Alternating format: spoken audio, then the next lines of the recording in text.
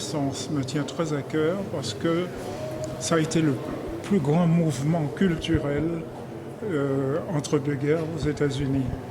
Et j'ai choisi de présenter Paul Robeson parce que Paul Robeson, l'itinéraire de Paul Robeson devrait nous parler, devrait nous servir à nous Africains, mais aussi surtout à la jeunesse africaine. C'est surtout à la jeunesse africaine, dans le sens que la jeunesse africaine, la jeunesse sénégalaise se trouve dans des situations parfois dramatiques.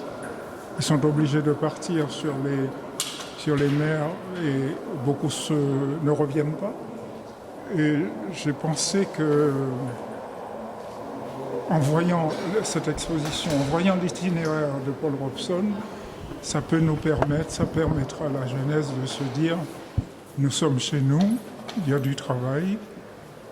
si on doit mourir, il vaut mieux mourir chez nous. waaw di gërëm ak sant rek ñi fi daje tey jii ci exposition bi nga xam ne dañ ko jagleel téeméeri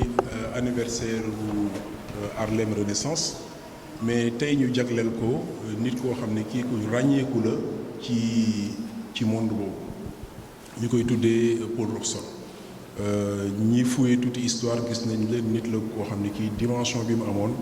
permettre na ko mu relayer message boobu message yu noir yi nga xam ne yi dañ leen dal bund xatal di leen sonal bu métti lool donc tey ñu dajee fii pour def vernissage yu exposition bi mais activités yi yemul fii ce n'est que le départ donc tey dañu ko commencé waaye dañuy continuer encore am na yeneen activités yu suivre notamment benn représentation théâtrale boo xam ne dañ ko def ci biir salle bi mais aussi am na spectacle boo xam ne monté nañ ko ak ballet bi mais du ñu yem foofu dañuy continuer encore dem ci école yi ngir xale yi tout tànk yi ñu mun leen a expliquer bu baax a baax mouvement boobu lan moo taxoon mu jóg parce que xale yi dañu wax xam cette histoire te ñoom ñooy dirigeant bu suba day baax ñu xam fi noir yi jógee ci conquête liberté ba yegg si fii ñu toll daanaka amaguñu lépp mais je pense que boo demee tey aux États-Unis am na loo xam ne lii jot nañ ko am ci ay liberté mais li des aussi pour ñu conquérir ko bëri na lool. Donc c'est pas seulement aux États-Unis je pense que c'est partout boo demee en Europe aussi noirs yi am na loo xam ne noonu lañ leen di xoolee am na nu ñu leen di traité mais loolu yëpp combat la boo xam ne bi commencé na depuis 100 ans dafay baax aussi xale yi xam ne du combat boo xam ne bii léegi la commencé. Donc loolu moo doon soleil rencontre bi tey jii ñuy remercier bu baax a baax presse bi nga xam ne tey jii vernissage bi bu dul woon situation bi ñuy dund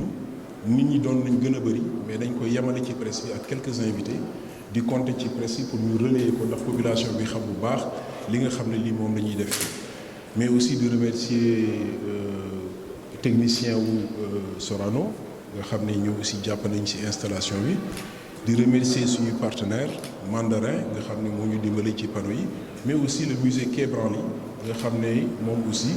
moo ñu permettre ñu mën a tenir activité bi di remercier les comédiens du théâtre national Daniel Sorano nga xam ne lire nañ fi ay textes yu am solo yoo xam ne joxe nañ ay informations supplémentaires je pense avoir fait le tour sinon notre partenaire aussi la Casamançaise qui nous a beaucoup aidé et merci à toi Julie pour cette maestra dont vous avez pu faire montre